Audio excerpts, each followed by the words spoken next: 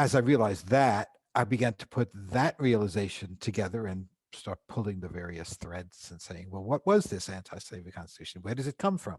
Which is what this book does. And then connecting it up to the anti-slavery policies that Lincoln and the Republicans adopted during the Civil War, which ultimately led to the destruction of slavery in the United States. Well, you say that today we have a cynical anti-politics, and that talking about extremes, that those politics either makes Lincoln the great emancipator or a reluctant one. Right, But you say that there's a third way, a third right, approach right. to this. Talk to us about that. Third approach. Well, it's a Lincoln who accepted the limitations the Constitution placed on the federal government with respect to slavery. He accepted, as did most abolitionists and all anti-slavery politics. In fact, most Americans accepted that the Constitution left slavery to the states. It made slavery a state institution, and it did not allow the federal government to directly abolish slavery in a state. So much of what the critics of Lincoln as a reluctant emancipator fail to appreciate is the degree to which it's not a personal reluctance on his part. It's a respect for a constitution and a constitutional prohibition that absolutely everyone agreed with. On the other hand, one of the things that is so interesting and useful, I suppose, about Lincoln is first, he is an exquisitely articulate exponent of anti-slavery constitutional ideas. So he's not saying anything that other people haven't said, but he says it so much better, and he says it in a way that connects to people listening and voters and things like that. And I'm going to just say your book is a bit like that too. well, thank you very much. Well, truth is my defense. Okay. And the second thing, which I already alluded to, is that he's completely unoriginal.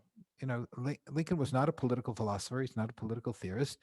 So that when you're listening to the things he's saying about the Constitution and about slavery, you're getting the mainstream of anti-slavery constitutional thought distilled in beautiful Lincolnian language. So he's useful in that sense. And that's one of the reasons why I've always been reluctant to think of Lincoln as the great emancipator, in the sense because it took a lot of different agents to get slavery abolished. It took a lot of different contingencies. It took a Republican Congress. It took slaves running to Union lines. It took a northern electorate that was willing to have the war go from being a war purely for the sake of restoring the Union to one in which it was necessary to destroy slavery in order to restore the Union.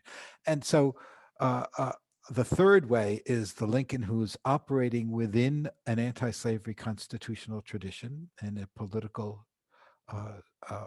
structure that operates within that tradition and accepts, as I said, the limits of the Constitution, but also pushes the anti-slavery elements of the Constitution to their logical endpoint during the Civil War, takes advantage of the Civil War to push those ideas, radicalize them in some ways in the context of the war, to bring about this remarkable end. Well, I've myself have long argued that Lincoln's greatest achievement was holding firm in regard to extending slavery into the territories, especially as president-elect. I've many times quoted Thomas Corwin, who had been a governor and a senator both from Ohio. Right. And I had invited him, heard him when he went into Ohio before the election. And I had a letter of his, and I just want to read one pertinent part, because this is what Lincoln wrote back to Corwin when Corwin asked him, after Lincoln was in Ohio and he went back home, had a question for him. And part of what he said, Lincoln, was that a candidate who shall turn up his nose at Republican cause cannot carry Illinois by 50,000. I do not consider such a man as a moderate on our side. I understand such men as being on our side at all, and is seeking to draw us to abandon our side ourselves. They were organized. They knew we were organized to prevent the spread and nationalization of slavery. And yet they tell us they are tired of this issue and to join them against the administration and tariff, extravagances, live oak contracts, and the like. The very old issues upon which the Whig Party was beat out of existence. Yes. So that's what he did. He kept with that, especially, as I said, as president-elect, when they were trying to get him away. Secession is going to come if you hew to that. Yes. No, to me, so that's the most important thing I think Yes. maybe he ever did. Yes. It's he calls it common ground, right? There were all sorts of issues anti-slavery folks were committed to, including himself: the abolition of slavery in Washington, D.C., suppression of slavery on the high seas, revised at the very least fugitive slave law. But he knew that for an anti-slavery coalition to succeed, you had to get down to that one core issue and stick to that one core issue that was, first of all, the most important, and secondly, the one that was most likely to attract the largest numbers of supporters. And he was right about that. He was right about that. And also it opened up many things after that. Yes. Now, the debate in Congress about congressional power to regulate slaves in the territories, and you remind us that Southern congressmen had no quarrel with that approach into the 19th century. What changed that, and what arguments did they use to change that idea? The Southerners, are you saying? Or the Northerners, the or Southern both? congressmen, yeah, had no quarrel, Okay. but then they Well, changed and said, no, you cannot regulate. my sense is that as the anti-slavery constitutional argument evolves, the pro-slavery people have to respond to it. And when the Constitution is initially drafted in 1787, there's no such thing as a pro-slavery or an anti-slavery constitution. No one is thinking in those terms. But almost immediately after it's drafted, you start getting fights on the floor of Congress over fugitive slave issues, and they don't go away. We used to think they went away, but we now know they didn't. And they begin to accelerate in the immediate aftermath of the War of 1812. And it's during the Missouri crisis of 1820 that you see really the first full flowering of both a pro-slavery constitutional argument and an anti-slavery constitutional argument. And they're coming into existence in response to one another, given in that particular political crisis, right? So the Southerners begin to say that the Northwest Ordinance only applied to the territories that the United States owned at the time, which doesn't make any sense. That the Constitution guarantees, recognizes slave ownership as a fundamental right of property, which is what the anti-slavery people were denying.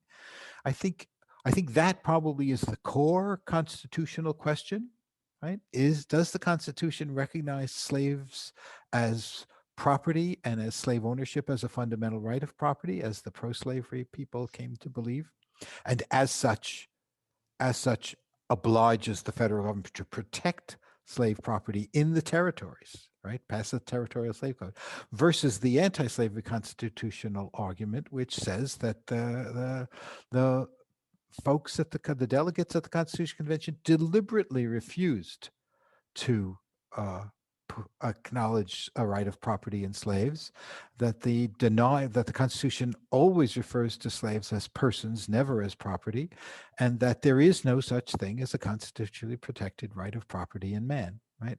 That's the core constitutional argument. And that's the argument that, to go back to the first question you asked, I find now much more persuasive than I did 20, 30 years ago when I was first studying this stuff. Was calling slaves persons instead of property the genius that created the United States, or was it a fatal flaw? That's an interesting question. I try to get those. I will say that I'm persuaded by the book my friend Sean Wilentz published a year or two ago, that it wasn't an accident that they referred to slaves as persons rather than property. It wasn't that they were embarrassed to use the word slave in the Constitution and they hid it away. This is where Lincoln says they hid it away like a wen, or Yes. a cancerous tumor or something, like they wanted to cover it up. So they used persons rather than slaves. No, he persuaded me that it was quite deliberate refusal to acknowledge a right of property in man in the Constitution on the assumption that slavery was dying and would gradually disappear. And so whether that's the genius of the founders or the tragic mistake they made in not realizing that slavery could come back to life, I don't know. I have two questions I want to do at the same time, and I'm not Okay. two-headed, so I got to get one and the Okay. other. The Fugitive Slave Clause was Right. not really fully debated in there, even though it became No, that's right. pretty obvious as a problem later on. Yes, that's correct. Why was that not? I think because it was, I can only speculate, right? It sort of appears in the Constitution. There's no debate over it. There's virtually no debate over it during the ratification debates. Third rail?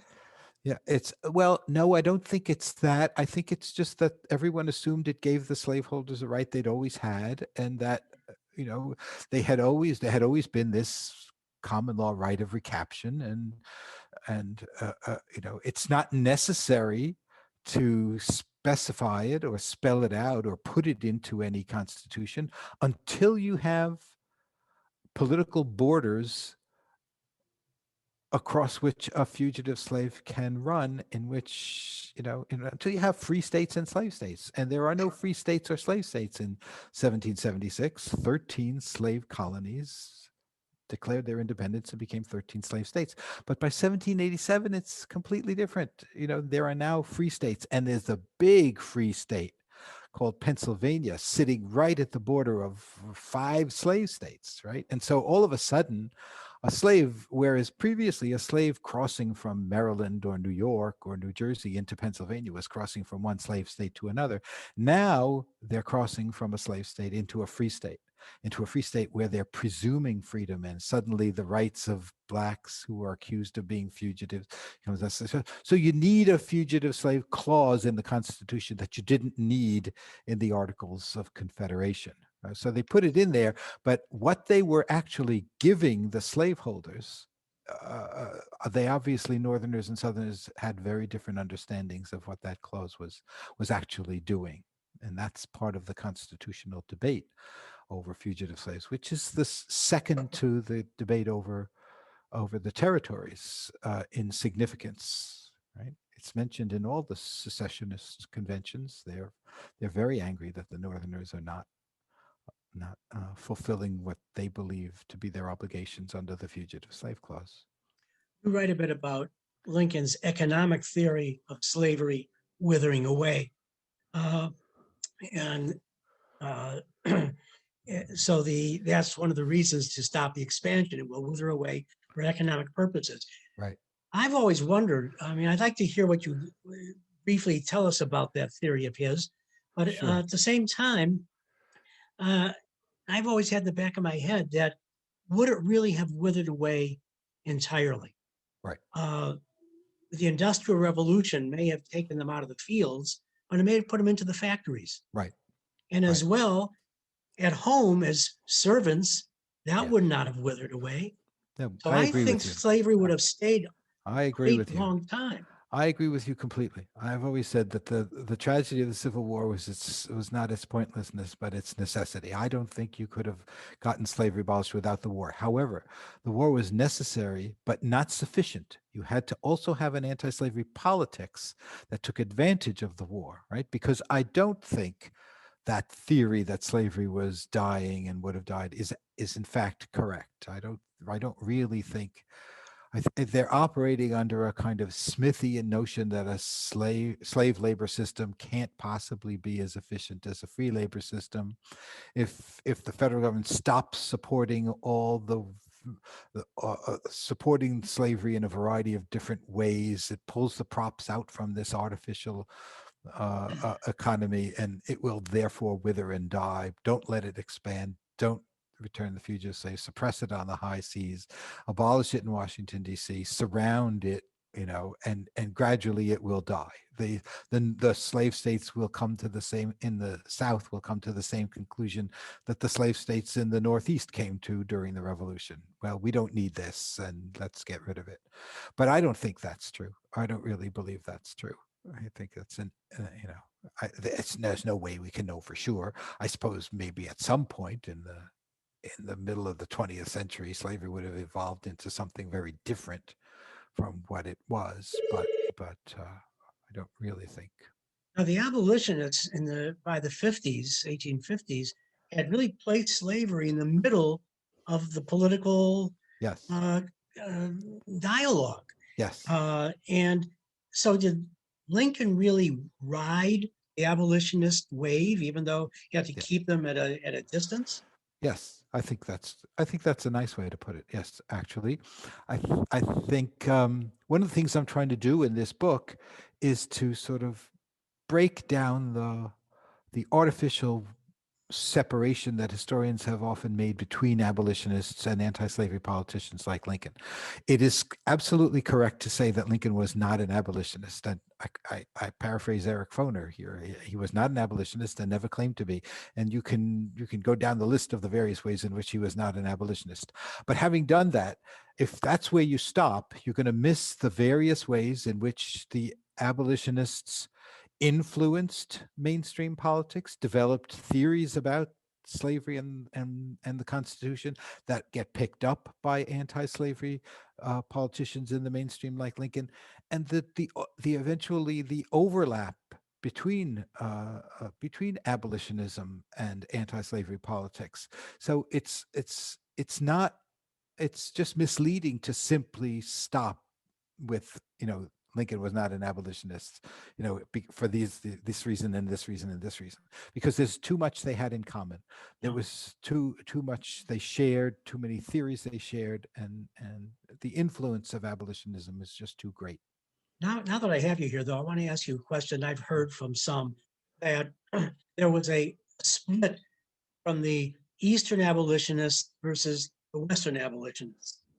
Eastern ones were more following glorified leaders and stuck with them, and maybe were a little slow to find Lincoln and back him. Whereas the Western, like Ichabod Cotting here in Illinois, were more moderate in the respect that they were ready to back someone who wasn't them, but at the heart probably was.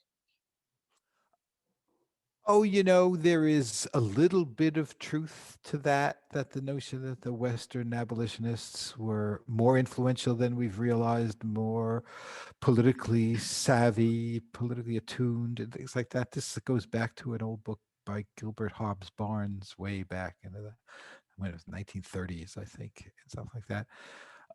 But I think that underestimates the degree of support folks like Lincoln had in the Northeast.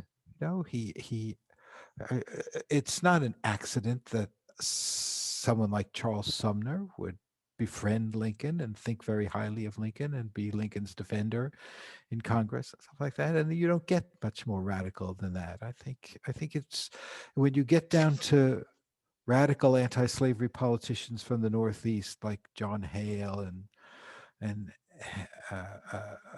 Henry, what's his name? The guy who wrote the books. I can't remember the other Massachusetts senator besides Stanton. But it's very hard to say that there's a difference, fundamental divide between the anti-slavery folks in the Midwest. I mean, is Seward more radical than Lincoln? Is he less radical? He's the dominant figure in anti-slavery politics in the Northeast, really. So. I want to go back to 1858 and the debates, and the Charleston debate is a difficult one for all of us in the Lincoln world. Maybe our lowest point in trying to deal with Lincoln and racial equality. So one of the things I keep thinking about is that, some people say that Lincoln wasn't anti-slavery enough. Lerone Bennett in Forced into Glory was saying that, and that he was forced in. But I've always thought, must I love my neighbor? What if I tolerate my neighbor and let my neighbor be part of society? I don't have to love, but I have to tolerate. So does it matter as much what his inner thoughts were if his actions were correct, at least to us today? Well, I think I agree with that. I'm not sure But I do, but I'm I positing it mean, anyway. sure, I'm not entirely persuaded that someone's views are as important as their private views are as important as the actions they take, right? It's like you could think of a different aspect of Lincoln's biography in this regard. My dissertation advisor was a historian named Kenneth Stamp. He's a well-known historian of slavery and the Civil War era. And after I started writing about Lincoln, we had a conversation which he said, I think you're going to write a biography of Lincoln someday. And I said, no, I can't. He said, why not? He said, because frankly, I'm not interested in Lincoln's private life. I don't care about whether the woman over whose grave he wept, because she was the love of his life in New Salem, was really the love of his life. I really don't care. I care about Lincoln as a public figure. I care about what he accomplished and did as a public figure. And if that's what you're getting at, then I agree with you. I'm not entirely sure that that covers the race issue adequately, because it's public statements that he makes as a politician, like the Charleston statement, that are so disconcerting. The absolute denial that he ever favored the equality of blacks and whites, the right of black men to vote, the right of blacks and whites to marry, the right of blacks to serve on juries.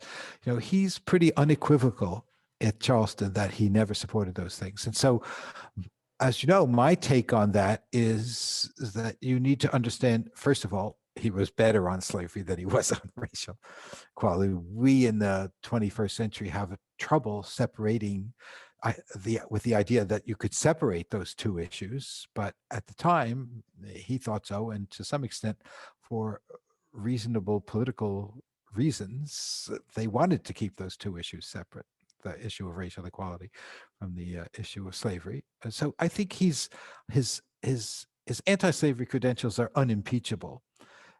It's his stuff on race that gives us so much trouble. And there, I think one good way to deal with it, to think about it, is related to the way he thought about slavery, right? That it's an issue of federalism, right? The federal government cannot abolish slavery in a state, and it never does abolish slavery in a state. And for very similar reasons, there are certain things states can do uh, in the regulation of race relations that are the province of states alone. And he was willing to defer to states that chose to discriminate against blacks uh, uh, on the grounds that it was the state that had the right to do those kinds of things. If a state chose to admit immigrants liberally and let them vote quickly, that's when they're able to do that. And if a state chose to discriminate against blacks, they're free to do that. The problem is that he opposed states that discriminated against immigrants, and he did not oppose state laws discriminating against blacks. And that's where I accept what I think is the orthodox interpretation of Lincoln and Lincoln's growth, that he grows on the issue of race. He was always anti-slavery. It's his commitment to racial equality that you begin to see develop. I think you see it in the 1850s, and you see it in the Civil War until, as you know, by the end of the war, he becomes the first president to publicly advocate voting rights for black men. So Bjorn, excuse me 1 second. I got to follow up on that. Is Okay. that a reason? Is there a reason then today to take down his monuments because of that? No. I think that's silly. We're right here in That's silly. Chicago having that I possible debate. I know. I think that's silly. I think that's really a mistake. I think that's a misunderstanding of what. I even think it's a misunderstanding of what was going on with the issue of Indians in Minnesota. I I agree. think that's based on a misunderstanding of what that was all about. Yeah. So All right, Bjorn, you have something? Not anymore. Your follow-up question was what our customers wanted to know. Which is the statues. Oh, well, I'm appreciative. okay, I'm going to go ahead and jump in with a couple of questions from our viewers. But yes, they do have to do with 21st century, with asking you to do some thinking about commentary about 21st century views. I know your book is about the Constitution. Right. And I know that they know that too, but this is an important conversation if you want to comment on it. But Dave from Gurney, and I'm going to put two of our comments together here because they're similar to each other. First, let's just say hello to the people who are watching because they said hello to us. They sent their greetings. So we certainly want to say hello to Karen from Rockport, New York is watching. Thomas from Mechanicsburg, Pennsylvania. Hello, Thomas. Dave from the United Kingdom and Dave from Gurney, Illinois are once again both watching at the same time. As was said last time, 2 Daves for the price of 1. Joe from Benton, Illinois is enjoying the conversation and says hello. Okay, so let's start with David from Gurney. And David says, as 20th and 21st century people, can we separate Lincoln's lifelong hatred of slavery from his often expressed feelings of African Americans as people and a race? Can we do that as students in the 21st century? And rather than having you just answer right away, James, Jim wants to know, I'm going to quote his question directly because he sent it to me. Bjorn, today's radical left, in uniformly judging historical figures by today's standards, as seen most recently as even deciding if Lincoln and Washington are racists, does this need some commentary, or does Dr. Oakes have some commentary on that? On what are we to think in the 21st century? Well, we don't think the same way in the 21st century as folks back in the 19th century thought. That said, I think one of the things we don't fully appreciate right now, we have a very heightened and much overdue awareness of the history of racism in the United States. I don't think we have as clear a sense of the history of anti-racism. I don't think we appreciate the degree to which there was that racism often in politics at least emerges as a reaction to anti-racists. Right? There were people right from the start who were advocating for the inclusion of Blacks in the United States as full citizens after they were emancipated. And I think we need to be much more careful about how we think about Lincoln's place in that history.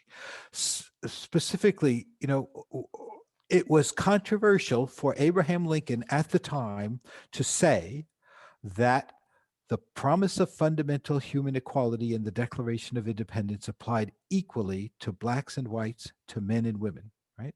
Not everybody agreed with that. It's a racially egalitarian statement, a conviction that he insisted on over and over again, that everyone, regardless of race or gender, was entitled to the fundamental rights of life, liberty, and the pursuit of happiness. His nemesis in Illinois, Stephen Douglas, jumped all over him for saying that. Stephen Douglas insisted that the Declaration of Independence should be read as all white men are created equal.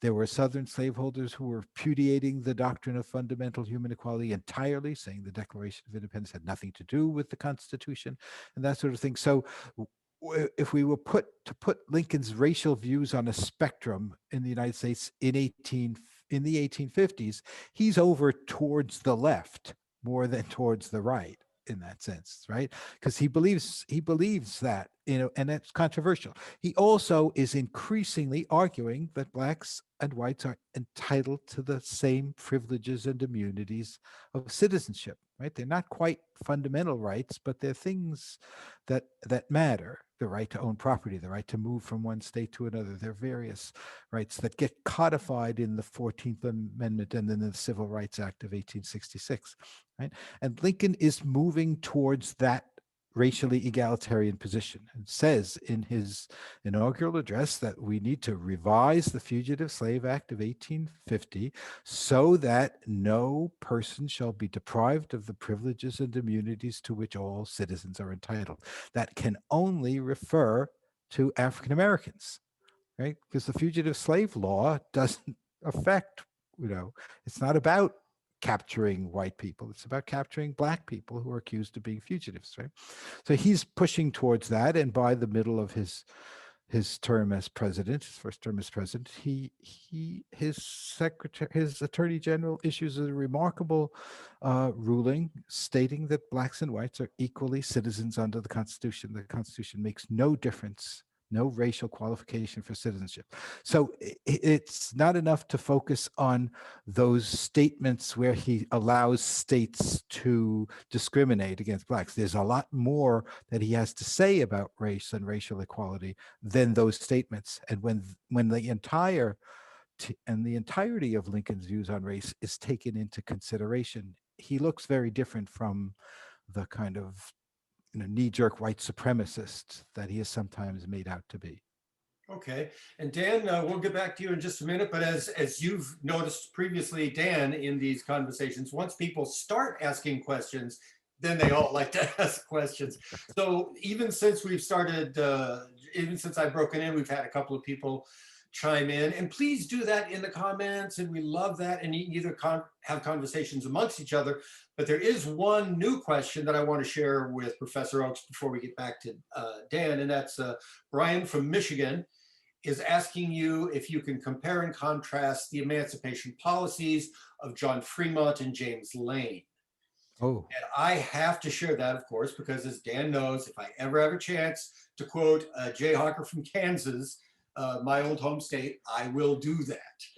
And Jim gets into this in the And I get into that in the book. Yes. I mean, I don't know whether the questioner read the book, but it's one of the things in the book that's new, I think, that it hasn't been adequately dealt with. What's that? I said, thank you, Brian, for asking the question. Yes, it's a But good we question. also want you to read the book, so Right. go ahead and say something. But so one of the things I discovered, everyone cites Lincoln's, order to John C. Fremont in early September of 1861, saying you need to revise your order. Fremont orders the emancipation of all slaves of people in rebellion in Western Missouri, where there was a kind of internal civil war going on. And Lincoln writes him and says, you need to pull this order and rewrite it to conform to the First Confiscation Act. And a few months later, he fires him. His firing had nothing to do with, as far as we know, with his emancipation order, although historians commonly say things like he told him to pull the order and then he fired him, as though the two were connected. I don't think they were connected. Nevertheless, what I discovered was at the same time that this brouhaha about Fremont was going on in eastern Missouri, over on the border in western Missouri, on the Kansas border in western Missouri, one of Lincoln's supporters has been been made a general in the Union Army, organizes the Kansas Brigade, and begins to invade western Missouri from Kansas, and millions, many slaves, hundreds, probably thousands of slaves, are being emancipated in western Missouri by this Republican senator who is now an officer in the Union Army. And Lincoln supports him, and far from firing him, he promotes him. He goes back to Washington. They have meetings, and Lincoln actually endorses his emancipation policies in the West. So again, it's a question, as was my answer to the question about race. Take all of what Lincoln's doing into consideration. Don't just focus. If you only focus on what happens with Fremont, you're not going to understand what's going on with Fremont, but also that a lot more is going on than just Fremont regarding emancipation. And Lincoln's policy needs to, if you're going to talk about Lincoln's anti-slavery policy or emancipation policy, you need to understand what's going on in western Missouri with General Lane. Jim, you talk about colonization. And by the way, to that last point, you go into that in great detail on the timeline with Lincoln and Fremont in the book. And it's fascinating. So anyone who wants to know more about it, get into the book and you'll learn a great deal, actually. That was new, Jim. You write, though, about colonization, that the racial prejudices surrounding Lincoln at the time bred a pessimism regarding the future of the two races living together. I felt the same way for many years about Lincoln, that Yeah. colonization, I too, in that day and age, may have had a pessimism. Could, with the background of slavery, could the two races really live in conjunction with each other? And I almost think it's a natural reaction to think of colonization. And I want to ask you if it really is even more than just with Lincoln.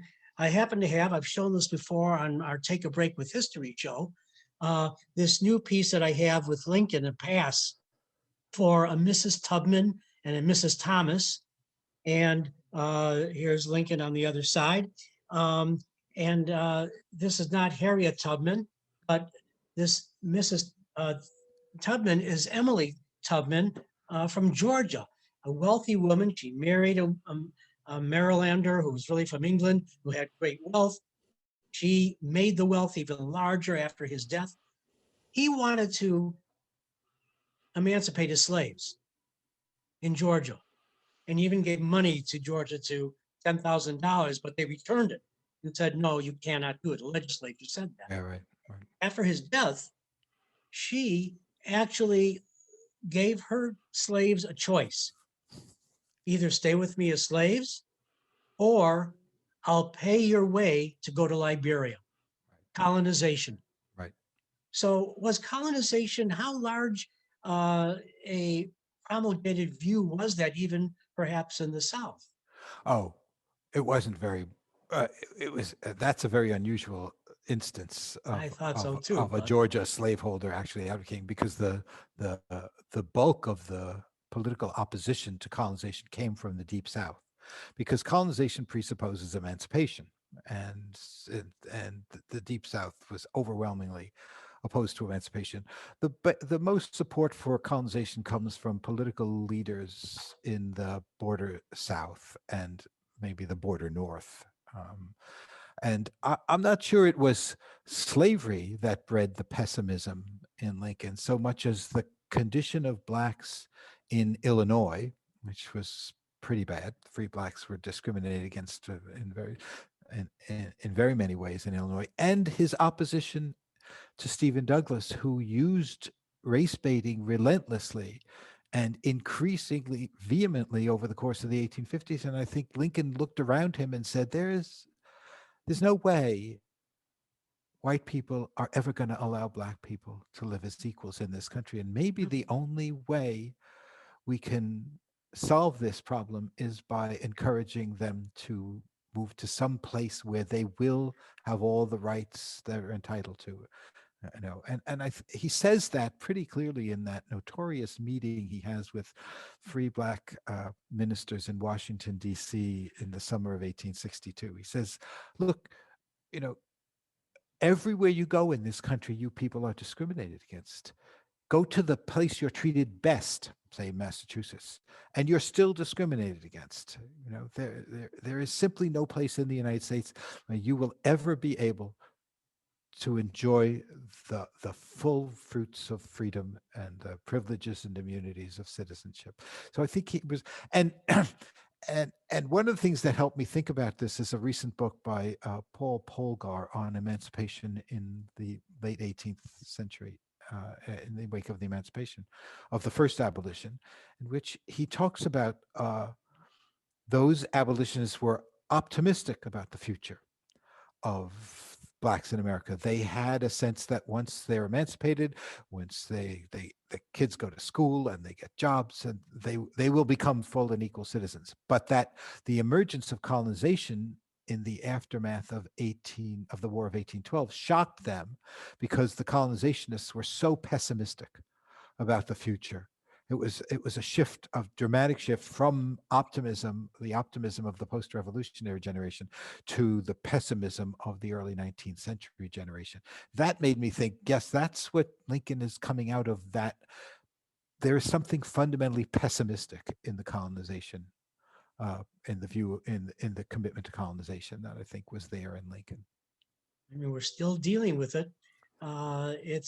It's not just here in America, it's the Right. other anywhere, whether you're Right. Sunni Shia, Right. whether you're Right. Chinese Tibetan, whether Right. if Right. you're different, humans are not easily forgiving of the other. Right. So let's get to the 13th Amendment a little bit. I'm going to get around to it by a quick story that with Spielberg's Lincoln, uh, when it came about, a Connecticut congressman came out against the film, asking Spielberg to change part of the film because in the vote for the 13th Amendment, Connecticut, the two senators voted against it. And they said, no, they really had voted for it. And Spielberg said, well, first of all, I'm a filmmaker, not an historian, and I needed tension in the film, Right. as if we didn't know the outcome. Right. He needed tension, and he made Connecticut Right. vote against it. So there we are with the 13th Amendment coming in. So Lincoln was a little bit slow in getting to the 13th Amendment, but his goal, you say, all along, was to pressure the states to give up the slaves on their own. Yes. And that was the key. And the war accelerated that. Let's talk about that a moment. Sure. Well, I talked earlier about did I talk earlier about the anti-slavery project, right? By the 1820s, abolitionists developed this sense that given the economic backwardness of slavery, if the federal government can prevent slavery from expanding, interfere with the collection of the rendition of fugitive slaves, suppress slavery on the high seas, do all these things, it will eventually force the slave states to do what the northern states did, which is abolish slavery one by one. That's the goal. That's always the goal of abolitionism, of anti-slavery politics, right? And what the Civil War does is accelerate that process by in a variety of ways that I go into in the book. But you need to understand that that's the goal, to understand what Lincoln begins to do after he issues the Emancipation Proclamation. We sometimes think that if you want to understand emancipation during the Civil War, Lincoln Emancipation, it's all about the Emancipation Proclamation, and that's it. That from then on, it's just inevitable. But it's not. It wasn't for Lincoln. Right? What the Emancipation Proclamation did was give Lincoln a much more powerful club to pressure the states to abolish slavery. And he begins to do that actively and aggressively in the second half of 1863, 6 months after the Emancipation Proclamation. And it starts to pay off. In 1864, beginning in early 1864, one southern state after another begins to abolish slavery. Why does this matter? Because by the end of 1863 and early 1864, Lincoln and the Republicans realize that even emancipation, even the Emancipation Proclamation isn't going to be enough for a variety of reasons to get slavery abolished. And so they come up with this idea of a 13th Amendment. But to get any amendment passed, you need to have it ratified by 3/4 of the states, right? And in 1860, when the Civil War starts, there are 18 free states and 15 slave states. That's not 3/4. That's not even close to 3/4, right? So they admit three new slave states, 3 new free states to the Union during the Civil War. Okay, that's 21 to 15. That's still nowhere near what you need to get a 13th Amendment ratified. So it's Lincoln's push to get these slave states, to flip and become free states on their own that makes all the difference, right? Because you add those, you have 21 to 15, by January of 1864, and then suddenly in the space of a year, 6 slave states flip. And what happens? The day the Congress sends the constitutional amendment to the states for ratification, there are 27 free states and 9 slave states. That's 3/4. That's what you need for ratification. And the proof comes right away. Those slave states that had freed, abolished slavery under pressure from Lincoln immediately ratify, very clear defendant, right? So that's why I call it the crooked path to abolition. It's not a straight line. Get to the Emancipation Proclamation and that's what you need. No, it's a lot more complicated than that. And to understand that, you have to go all the way back to the antebellum years and the anti-slavery project and the understanding of what the Constitution did and did not allow. And so it's a very complicated process. Well, you go through that fairly well in the book, and making it understandable for the lay historian positively. Well, And thank you anyone very much. interested in this who wants to learn, this is a wonderful book for that. You talk in the book also about a couple of precepts, 2 precepts of Lincoln's approach to slavery. And the heart of it was the Southern loss of the right to recover slaves after secession, Right. and also the War Powers Clause that Yes. the Beast Butler helped promulgate, and labeled, of course, slaves as contraband and changed the view. Elaborate on this for us, please. Sure. This is one of those examples where abolitionists develop a theory that ultimately becomes the precepts of the anti-slavery mainstream and the policies adopted, right? So in 1839, an abolitionist, William Jay, descendant of John Jay, one of the founders, publishes a big book denouncing the way the federal government has propped up slavery. And at the end of the book, he develops this, what I call this forfeiture of rights doctrine. By then, the Southern states were constantly threatening, the slave states were constantly threatening to secede from the Union if you don't give us everything we're asking for. And Jay develops this theory that says, well, if you do secede from the Union, you're going to forfeit the constitutional rights you do have regarding your slaves. And one of the most important ones of those is the right to recapture your fugitives. So if you secede from the Union, you forfeit the right to the return of your fugitive slaves. Lincoln, that makes its way. You can trace it. You can see first radical Republicans begin to talk that way in the late 1840s and 1850s. And by the end of the 1850s, Abraham Lincoln is saying, you guys complain that we're not returning your fugitive slaves. Well, what do you think is going to happen if you secede from the Union, and we're under no obligation to return them to you anymore? And he repeats that as a threat in his inaugural address. Your fugitive slaves, now only partially returned, will not be returned at all. He couldn't be more clear, right? And within 6 weeks of the firing on Fort Sumter, he begins to implement that policy. Butler, as you mentioned, refuses to return fugitive slaves on the grounds that they're contraband of war, and he asks the authorities in Washington whether he can do this or not.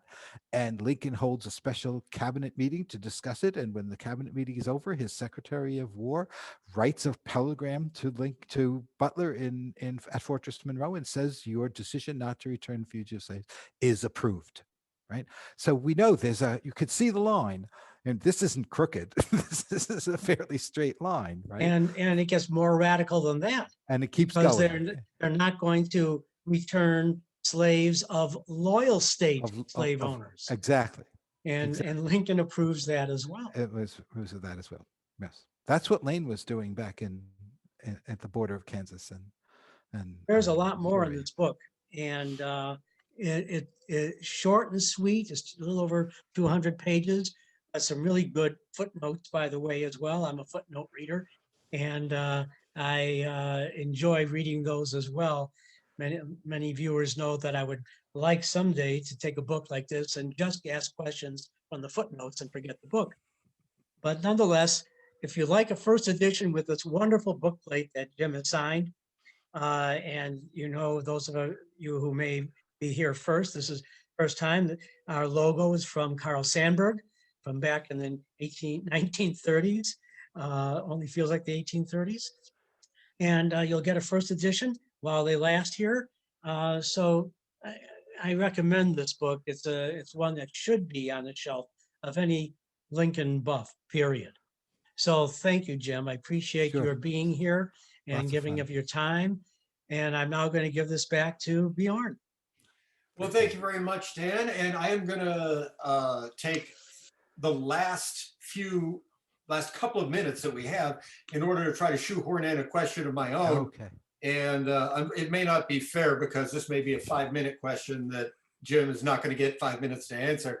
But you mentioned the influence of Eric Foner on your thinking earlier in the conversation, and that made me come up with a question. The first time I ever had a conversation or had thoughts like what we're talking about today is when I sat down years after he wrote it, but when I first saw it and read Free Soil, Free Labor, Free Men.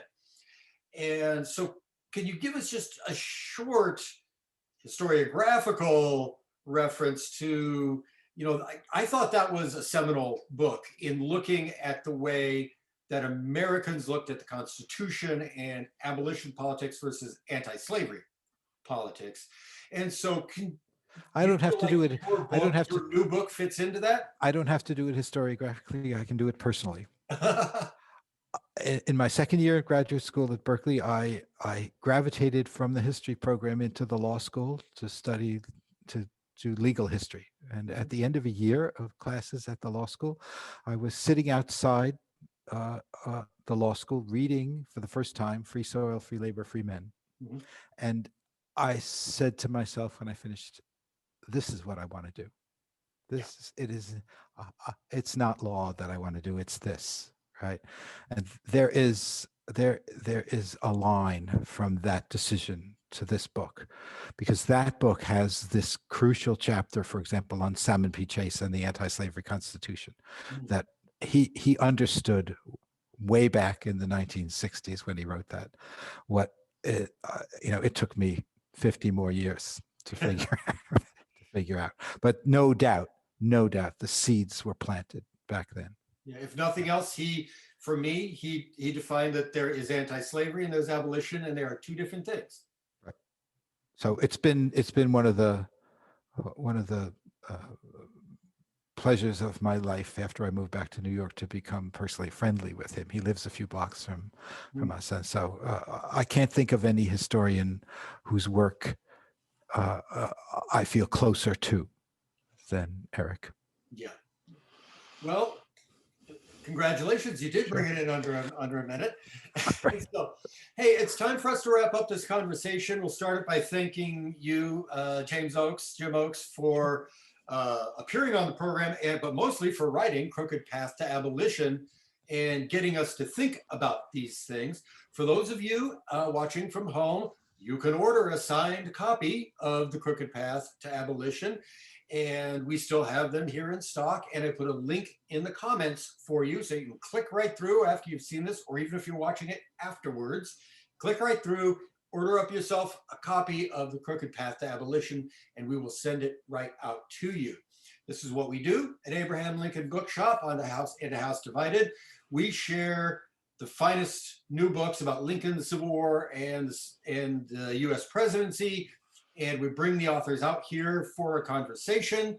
Someday in the not too distant future, we will once again be in real life together in our studio, in our broadcast studio, to have conversations like this. Coming up on House Divided, John Madison will join us on March 3rd to talk about A Worse Place Than Hell, how the Civil War Battle of Fredericksburg changed the nation. Jim, you know John, right? John was a student of mine at Princeton. I'm very proud of him. Pulitzer Prize winning author. He's a very good historian and it's a colleague. He teaches at one of the allied colleges. And I've read this book, and it's a great read. He's a beautiful writer. He's a beautiful writer. To meet these people. He's a beautiful writer, and these are beautiful writers. The people you're going to meet when you read the book. So look for our... Bjorn is both a military and a political book. Yes. That's important. You're going to come into it from two different angles, and they're going to meld. Mm-hmm.